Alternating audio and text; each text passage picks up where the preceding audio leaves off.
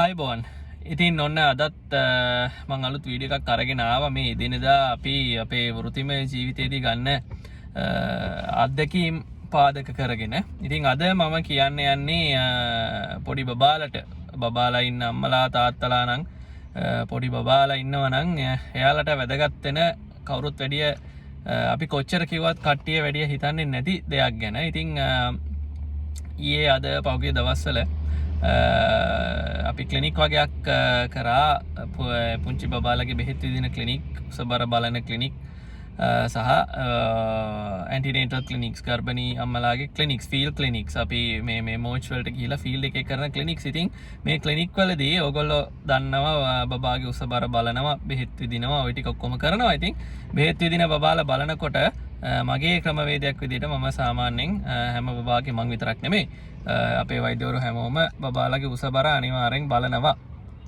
ඉතින් මේ උසබර බලනකොට මේ ඔයගොල්ලොන්ගේ මේකේ බර chart එකක් තියෙනවා කියලා ඔයගොල්ලෝ දන්නවා. එතකොට මේකේ වර්ධන සටහනේ බබාගේ කොළ පාට සීමාව, රතු පාට සීමාව, තැඹිලි පාට සීමාව, දම් පාට සීමාව, මෙන්න මේ සීමා දෙන. ඉතින් මේක දම් එකට ගියොත් අදිබර. ඒක හොඳ නැහැ. ඊට පස්සේ රතු පාට සීමාවට ආවොත් අඩුබර. ඒකත් හොඳ නැහැ. උස සහ බර කොළ පාට තීරුවේ තියාගන්න එක තමයි ගොඩක්ම වැදගත් වෙන්නේ.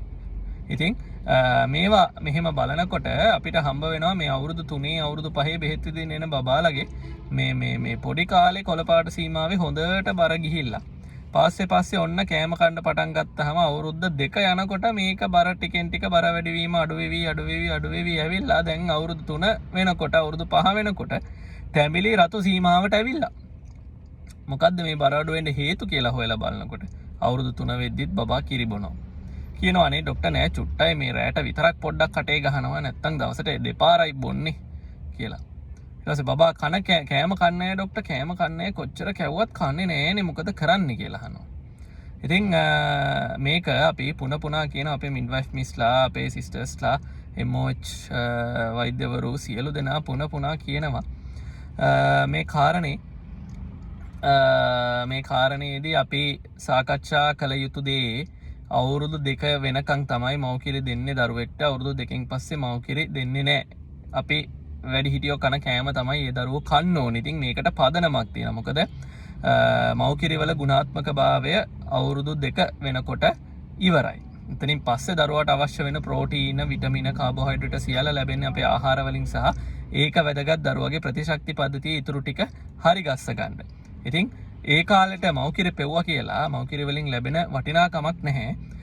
වෙන එකම දේ මව්කිරි වලින් දරුවාගේ බඩ පිරෙනවා. ඊට පස්සේ දරුවා කෑම රිජෙක්ට් කරනවා. ඊට පස්සේ තමයි අපේ අම්මලාට බත් මුල උස්සන්, පිඟාන උස්සන්, කුස්සිය වටේ, ගේ වටේ, වත්ත වටේ දුවන්න වෙන්නේ කන්නේ කොහොම හරි කවා ගන්න. ඉතින් මෙන්න මේ ප්‍රැක්ටිස් එක අවුරුදු 3 අවුරුදු 5 වෙනකන් සමහර ළමයි අවුරුදු 4 5 6 වෙනකන් ප්‍රැක්ටිස් එක අරගෙන යනකොට බබාගේ වර්ධනයට අතිශයින්ම බලපානවා. ඉතින් මේක අපි කොච්චර කිව්වත් ඉතින් තමන්ගේ බබා තමන්ට ඕන විදිහට හදන එකේ ඉතින් කට්ටිය කී දෙනෙක් මේක අහනවද කියන එක සැකසහිතයි. ඉතින් ඒක නිසා ඕගොල්ලෝ තේ දේ කරනවා නම් ඒකෙන් හානිය වෙන්නේ බබාට. මොකද අපි ඊට පස්සේ දකිනවා මේ දරුවෝ ලොකු වෙනකොට දරුවන්ගේ නියුට්‍රිෂන් ප්‍රශ්න, පෝෂණ ඌනතා එනවා, විශේෂයෙන් හිමොග්ලොබින් අඩු වෙනවා, යකඩ ඌනතා වෙනවා. ඊට පස්සේ විශේෂයෙන් ගැහණු දරුවෝ ගර්භණී භාවයට පත් වෙදී ප්‍රෙග්නන්ට් වෙනකොට හිමොග්ලොබින් අඩු වෙලා දරුවගේ වර්ධනයට සහ සියල්ලටම ප්‍රෙග්නන්සියට බලපානවා හිමොග්ලොබින් අඩු වෙන එක. මේවා හොයාගෙන යනකොට මේ ඉස්කෝලේ කාලේ සහ කුඩා කාලේදී මේ ආහාර රටාවල් වල වෙනස් වීම තමයි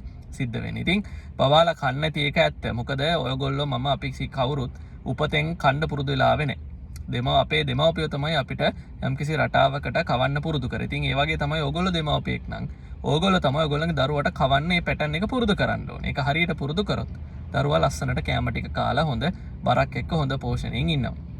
ඉතින් ඔන්න ඔය කාරණේ තමයි මට කියන්න ඕනේ උනේ. ඊට අමතරව තව ඇඩිෂනල් කාරණයක් ඔය සෞඛ්‍ය වර්ධන සටහන් පොත, බබාගේ පොත ඉපදෙනකොට දෙන එක පරිස්සම් කරගන්න. අපිට අවුරුදු 2-3 වෙනකොට හම්බ වෙනවා මේ පොතේ පිටු ගැලවිලා, පොත මැදින් ගැලවිලා. ඉතින් දරුවට අහු වෙන්න තියන්න එපා. මේ රටේ ඕවා තමයි ඔන්න ඔය බදු මුදල් කියන්නේ. ඉතින් ඔය බදු මුදල් වියදම් කරලා ඕගොල්ලෝගේ බදු මුදල් වියදම් කරලා මගේ බදු මුදල් වියදම් කරලා සෞඛ්‍ය අමාත්‍යාංශයෙන් මේ පොත් ලස්සනට පාට වලට print කරලා 4 color print කරලා ඕගොල්ලන්ට විස්තර සහිතව දෙන්නේ. මේක ඒ දරුවගේ පොඩි කාලේ වගේම ජීවිත කාලෙම මේක තියාගන්න. මොකද මේක අවුරුදු 5න් බෙහෙත් විදලා ඉවරනම පොත ඉවර වෙන්නේ නැහැ. ඊට පස්සේ ඉස්කෝලේ 6 වසරේදී 7 වසරේදී ගෑනු ළමෙක් නම් පිරිමි ළමෙක් නම් 7 වසරේදී බෙහෙත් විදිනකොට මේ පොත ඕන. ඊට පස්සේ පාසලේ වෛද්‍ය පරීක්ෂණ වලට PHI මහතුරු ඇවිල්ලා සිස්ටර්ස් ඇවිල්ලා MOH එකකින් ඉස්කෝලවල කරන මෙඩිකල් ඉන්ස්පෙක්ෂන් එකේදී මේ පොත ගෙනියන්න ඕන. ඊට පස්සේ එතනින් ඉවර වෙන්නේ දරුවෙක් රජයේ රස්සාවට එනවනම් හෝ වෙනත් ආයතනයක රැකියාවට යනවා නම් සහ විශේෂයෙන් රට යනවනම් දැන් ඉතින් ට්‍රෙන්ඩ් එක හැමෝම රට යනවනේ. එතකොට රට ගියත් මේක ඕනේ මොකද ඔබේ දරුවට ඒ රටවල් වලින් ඉල්ලන වැක්සින්ස් එන්නත් කරලා තියෙනවද හරි මාත්‍රාවට හරි කාලෙට කියන එක MOH එකෙන් සහතික කරගන්න ඕනේ. ඉතින් ඒ සහතිකය MOH දෙන්නේ ඔයාගේ ඔය වර්ධන සටහන් පොත අතේ තිබ්බොත් විතරයි. මොකද බොරුවට අපිට අත්සන් කරන්න බෑනේ. ඒක නිසා අනිවාර්යෙන් මේ පොතට ගරු කරන්න, පොත ආරක්ෂා කරගන්න, පොත ලස්සනට තියාගන්න, අවුරුදු 5න් පස්සේ පොත විසි කරන්න, මීයෝ කන්න තියන්න කරන්න එපා. ඒකේ වටිනාකම මේ ඔන්නෝම තමයි අපි බදු මුදල් කාබාසිනියා කරන්නේ. ඉතින් අපේ ඉහළ පාලක පන්තියට විතරක් මේ දේවල් අපි බැනවැදිලා වැඩක් නැහැ. අපිත් මේ පුංචි පුංචි දේවල් වලින් දායක වෙනවා මේ රටේ බදු මුදල් ටික එළියට යවන්න. ඉතින් ඒක නිසා අනිවාර්යෙන් ඔයගොල්ලෝ පුරුදු වෙන්න තමන්ගේ සෞඛ්‍ය වර්ධන සටහන් පොත දරුවට ආරක්ෂා කරලා දෙන්න. හැමෝගෙම වගකීම එහෙනම් මේ කාරණා ටිකත් එක්ක අද වීඩියෝ එක අවසන් කරනවා.